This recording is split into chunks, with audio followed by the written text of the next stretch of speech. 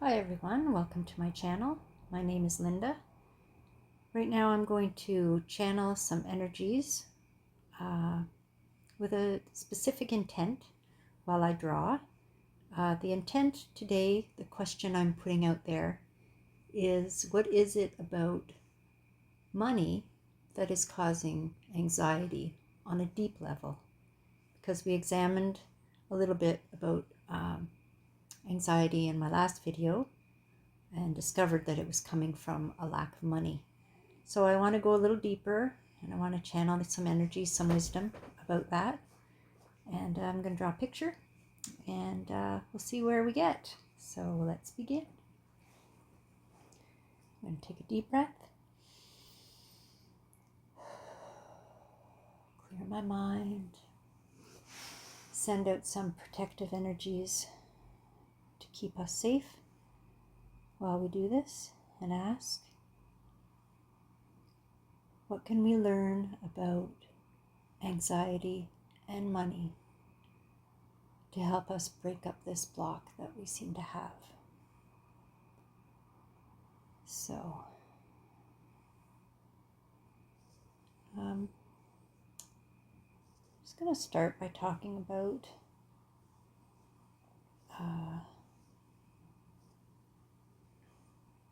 what I know about generational trauma surrounding money. And it seems to me that my parents, so like people that were born in the 30s, and their parents, people who were born at the beginning of the 20th century, had to live through the world wars, and they experienced lack. They experienced food shortages, money shortages. They lived through the Great Depression. And I think, when that happens to you, and certainly there's people in the world today who are living through those kinds of things. When you live through lack, it creates a certain, obviously, anxiety because it's about your survival. But it also creates sort of a hoarding.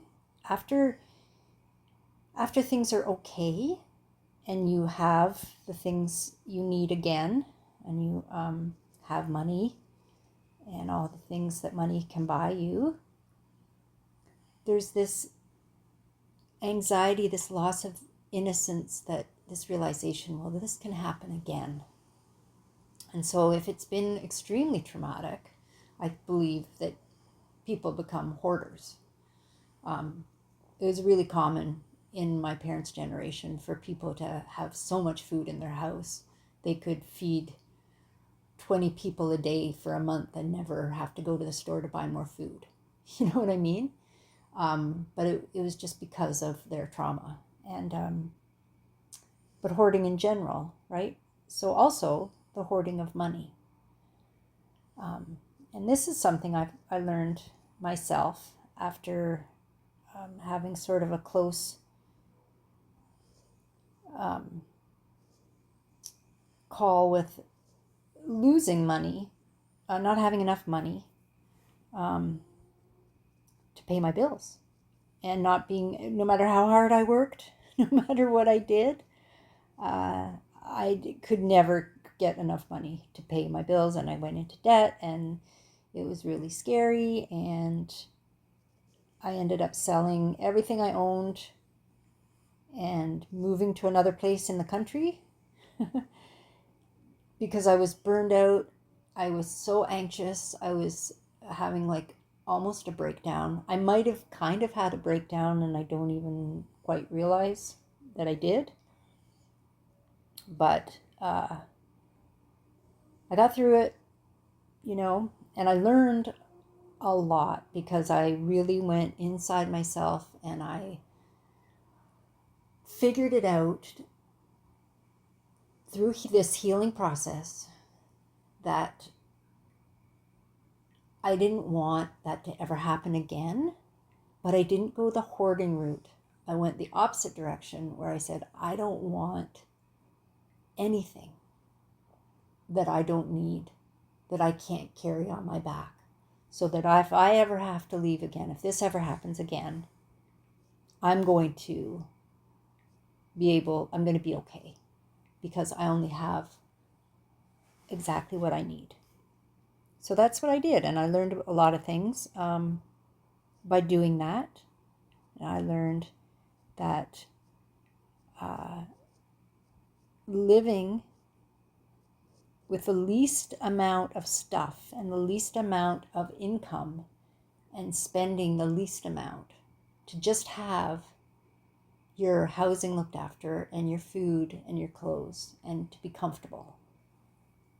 And I vowed I would never, ever borrow money again unless I could pay it off almost immediately. So I could rack up credit card debt, but if I couldn't pay it before the credit card was due, the full amount, I wasn't going to do it. So I've been living like that for years now. I mean, some people call it living within your means, but it's more than that. It's sort of it's a minimalist life. You only have what you need and anything else is a bonus. But what I've learned on the side of that is that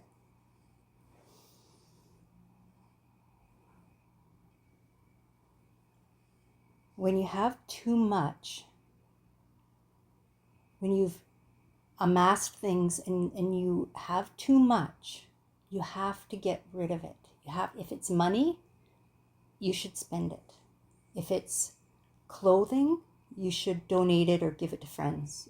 Whatever it is, if you have too much, you should not keep it. You should share it in some way. So knowing that and living that way, I've become very comfortable with this idea that whatever I have, I just want the security of a couple of months to keep it, because that couple of months will give me enough time to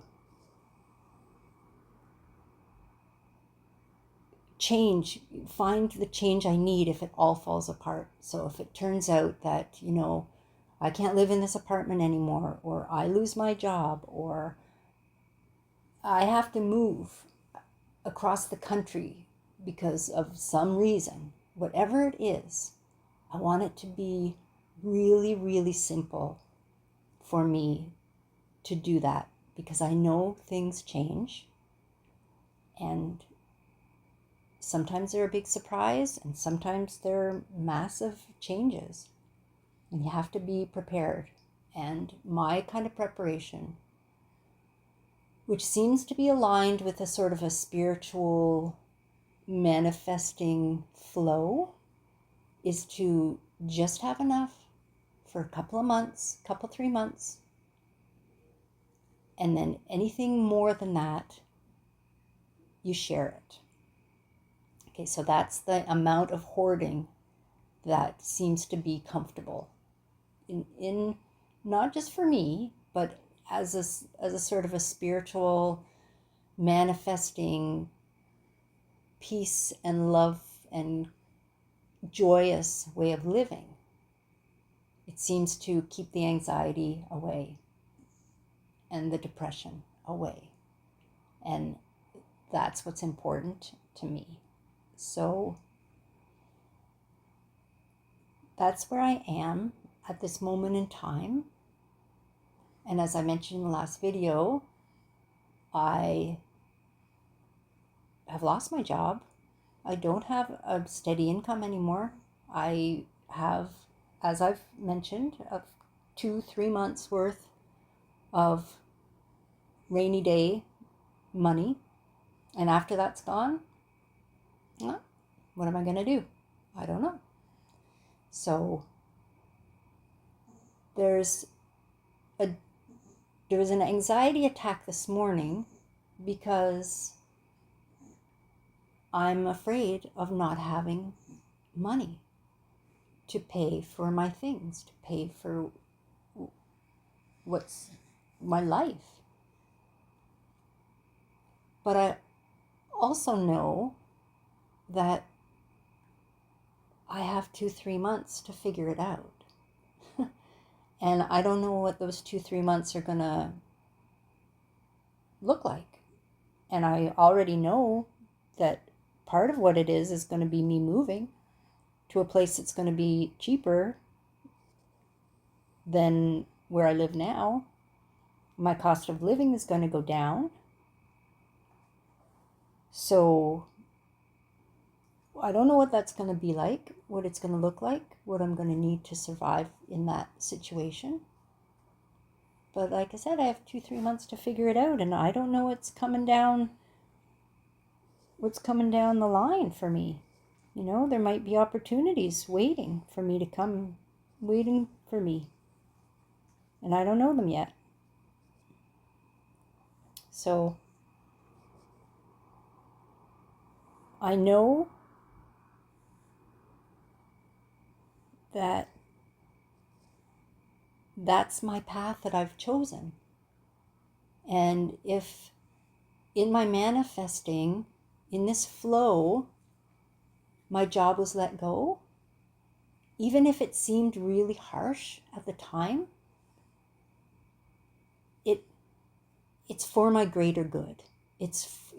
I needed to drop that anchor, and I wasn't going to do it myself. So Spirit intervened and said, well, you don't have a job anymore. And I know that in my heart, that this is something that's good for me, that this is going to lead to better things. And yet there's something inside of me that says, no, that's not how it works. You have a job, and you keep that job, and you pay for the things, and that job is secure. That job makes sure that you're secure in the future. And that's the very common belief of my society where I live. But it's not my new-ish belief. You know, the belief that I've created over the last 15 years or so is not that. And I need to let it go, you know? But it's in there pretty deep because, I mean, it's how society teaches you, your parents teach you, your friends teach you. When I lost the job, I had so much commiseration from everybody I worked with. It's not fair, they shouldn't have done that to you, blah, blah, blah, you know? Well, yes, thank you. I love you guys. I'm going to miss working with them. I really enjoyed my job and the people I worked with. Which is why I didn't leave myself, even though I know it's better for me. It's going to be better for me. And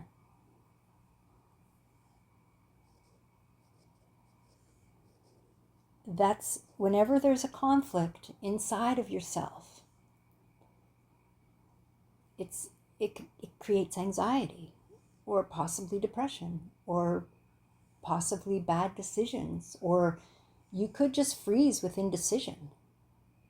And going deeper, that's what I see. I see that block that was put in there, put in my foundation, you know, at some point. And it's reinforced continuously from outside and from inside and from every side. So I have to stand in my belief right now, in awareness, and know that I have chosen to follow in this manifesting flow. Wherever it takes me, I know I must believe fully that it is for my greatest good and that I will be fine. And if I can believe that, it's going to be a whole lot more fun, to just see what comes down the pipeline, what's coming down, and just embrace it all. So that's the block that I saw this morning. I hope it just unravels now. But if it doesn't, we'll figure it out. And that's that. Well, I think today, my picture anyway, I've drawn an actual picture. Anything I should add in there? I don't think so. Put a couple of birds up here because I like birds. And yeah, let's see our painting.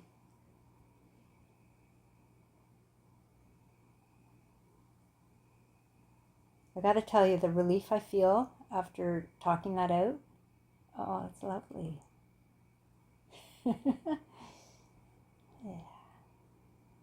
Yeah, I feel so much peace right now because I've just talked that out and decided in a way, that I'm going to follow the flow.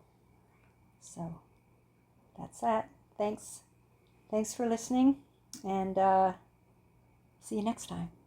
Bye.